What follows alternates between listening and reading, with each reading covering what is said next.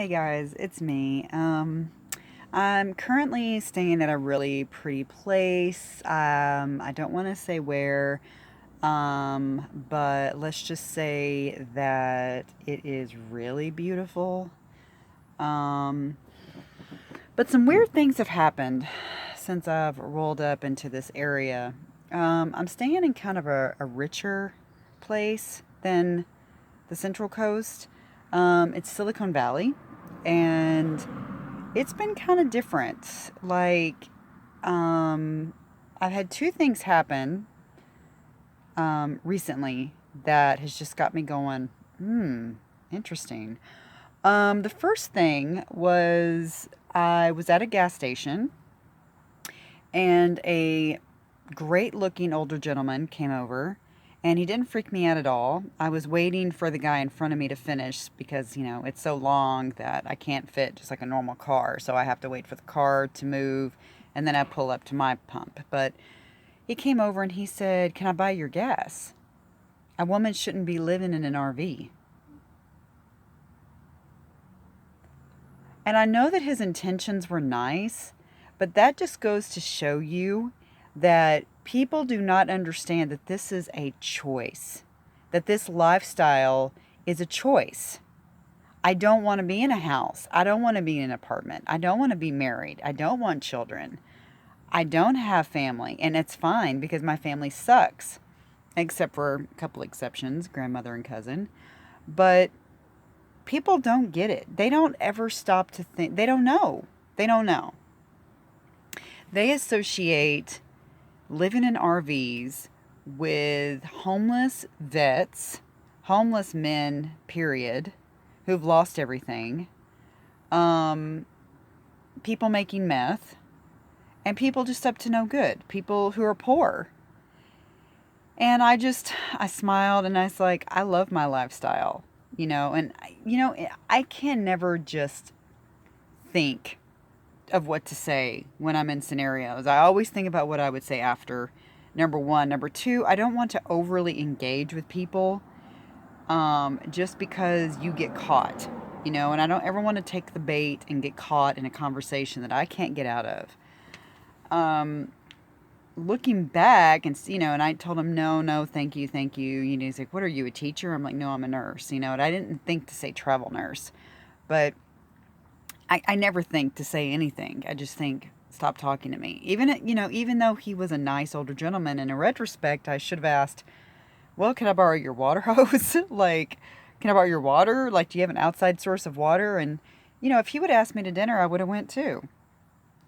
Why not? You can't ever have too many friends, right? Especially well-to-do friends. I can tell that he's well-to-do. But it didn't go there. I think he was really specific about trying not to be creepy. But it was just shocking. A woman shouldn't be living in an RV. What? Like, and he didn't say it like in a judgmental way. He said it in a fatherly way, like, "Oh, you should be able to afford comfortable housing and not have to resort to this lifestyle." And then he's like, "You're showering and everything," and I was just inside. I was just like, "You really have no idea what this life's about." Okay, so that was a good thing that happened. Weird and ignorant, but good. And, these situations help me see my situation from other points of view. And I'm realizing that people really don't understand van life. They really don't. They think that it was hoisted upon you, that you had no other alternative, that you had no other choice. Um, and maybe that's true, maybe that's not. The fact that I can't keep a full time job, maybe there is something to that. Maybe this really is subconsciously not a choice. I don't know. Um, the second thing that happened, bitch. I almost bitch slapped a little bitch. So where I'm at, let me see if I can give you like a perspective of where I'm at. So this is where I'm at, and this is a street that has other RVs on it, right? I don't know if you can see that. I can't see what you see. And there's like four of us. We're four deep on this side. So there's also an amphitheater over here. Ooh, this light's better. There's also an amphitheater across the way. So people will park over here to not have to pay for the amphitheater, right? Which is cool. Most people just get out of their car. They look at it for a little while because they don't know what to think about the RVs, but then they go. They figure, oh, these people work at Google. They got money. And it's not trashy. None of us are trashy. And it's nice. It's nice ones. Mine's probably, with the wreck. I mean, whatever. Mine's cute. But there's like BMW ones over there. But, so last night I looked it up once I started seeing all these cars come up. And there was a concert over there. It's Smashing Pumpkins, actually. And these, all of a sudden I just hear, I had I have my solar charger out for my battery pack, because the sun is always out here. So I had it out and I have to move it around, and then I just kind of keep an eye on it. I've never had to worry about it. I've put it out relatively close. I was always relatively close to the RV, and I guess yesterday it was a little further than usual, but that wasn't the point. The point was these kids got out and sat down there by their cars, which is cool, and they were drinking, which is cool. All of it was cool until I look up and I see this particularly, the Napoleon Complex guy. He was that guy. He was talking more than everybody else. You could just tell that he's lonely and sad and doesn't get women and doesn't get respect, and his dad was hard on him. I mean, I can profile people quick. And this guy was trying just a little too hard. I see him walking back with my setup. I was like, and I felt like someone had just stolen my purse. Like, that's my lifeline. Like, I can't charge my phone. I can charge my phone, but that's my source of electricity in your hand. I could not believe, number one, that he picked it up. That's what I can't believe, is that he picked it up. I ran out of my RV and was, hey dude, that's mine. And they act like he didn't hear me, and they act like they didn't hear me at first. And I was like, hey! And they all turned around. I'm like, that's mine. And he comes just walking up with it, and he's like, being a smartass. Like, oh, I thought it... Are you sitting down? I just wanted to make sure it wasn't a bomb. Here you go. How you doing? Okay, vegan all the way, because I had a shirt on, and I turned around. I didn't say shit to him. I grabbed it. I didn't snatch it. I wanted to snatch it and beat him upside the head with it. That's what I wanted to do. Like, who the fuck do you think you are? But I'm not going to engage. I already know I'm dealing with a person who's off, and you don't engage with crazy people. I'm not going to give him the benefit of my attention, which is what he wanted anyway. I just grabbed it and came back in, and I couldn't believe it. Now, that will never happen again. I could live 100 years and no one will ever pick it up. Like, I understand people that, they'll pass it and they'll look at it. Oh, it's solar. Like, it's easy to tell what the hell it is. It's a little solar panel. That's obvious. And what gets me is, like, he didn't know whose it was. He didn't know if it was Google who put it out on their grass. I just said where I'm at. He didn't know anything.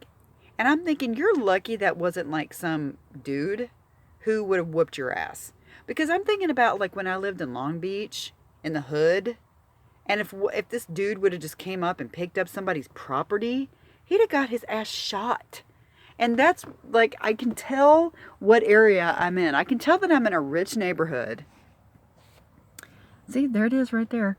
I can tell that I'm in, like, a rich area that these kids have never been around truly aggressive neighborhoods. And just mommy and daddy pay for everything. Like, I can't say enough funny things about this demographic, but I tell you one thing, that could never happen again. That would never happen again. This guy was so pathetic. And you know what's funny? Here's the best part. The security guard for for the facility came around and kicked them out because they're sitting there drinking. Okay? Like, how stupid and obvious, but it's like instant karma. I didn't have to do anything. And I know, number one, I know that his friends, like, as soon as I came out, they were like, oh boy, like, it's a woman's, like, you're about to fucking get your ass handed to you. And then I blew him off. And I could tell instantly that his friends were like, oh my God, we're not with him. We're not with him. We're not with him. You don't just pick up things that aren't yours. You don't just pick up other people's property. You don't pick up things that aren't yours. Like, I don't care what you think it is. And it's obviously not a fucking bomb. I mean, this was not a guy even my age. How does a fucking millennial not know what a battery pack is and a solar panel? Like, I was shocked. And after that, you could tell his friends were like, oh my God, you are such a douchebag. And then when they were getting kicked out, I know that they thought I had something to do with it. That I had called somebody. That I probably work here at Google and know the security guards and called it, and that's why they got kicked out. Because they did. They got kicked out. Not out. They didn't have to leave their cars.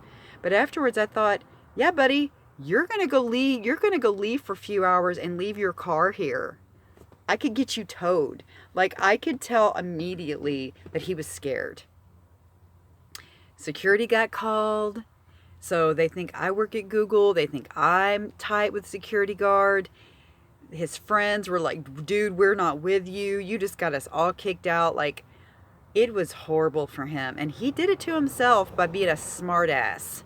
So let me give a piece of advice. If you ever... Well, your mama probably taught you this. Don't pick up things that aren't yours. You know, if you think that something's a bomb, number one, call the authorities. Don't pick it up yourself. I could not believe this guy. I could not believe this guy. I think it's going far to even walk up to it and look at it. Most people just walk by it. But to me, it's offensive if they would just walk up and look at it. I mean, I understand curiosity, like a little kid, but this was not a little kid. And a little kid, I don't know who, a thief would pick it up. That's what I think. I think he would have stole it. I was shocked, y'all. I'm telling you, I could live 100 years and that never happened again. I could put that thing out in state parks for days on end, and that would never happen again. Most people, I'd say 98% of people are good. This guy was special. And it was all for him trying to show off to these people. And he ended up looking like the biggest douche ever. And they got kicked out. And they got caught drinking. So they had to go to the show early. But yeah, this is an interesting place.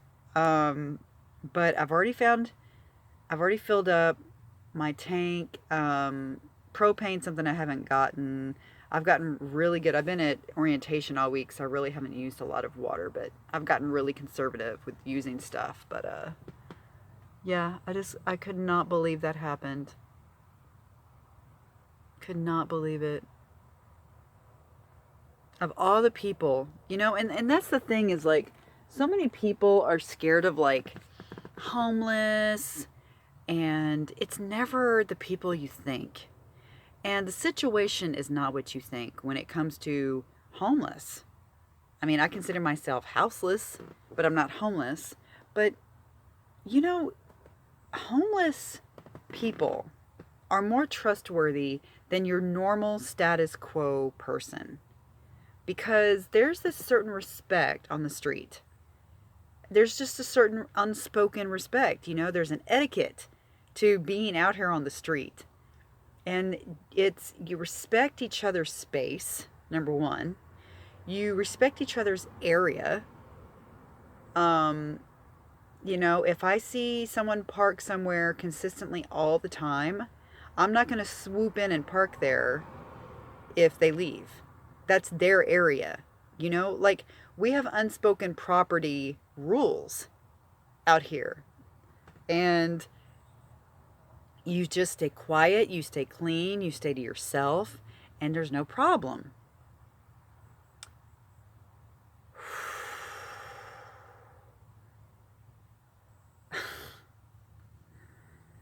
Oh my God. You guys, spread the word about van life. Spread the word that not everybody, I am a traveling nurse. Not poor, not destitute. I have a pretty damn good lifestyle. I have money in the bank.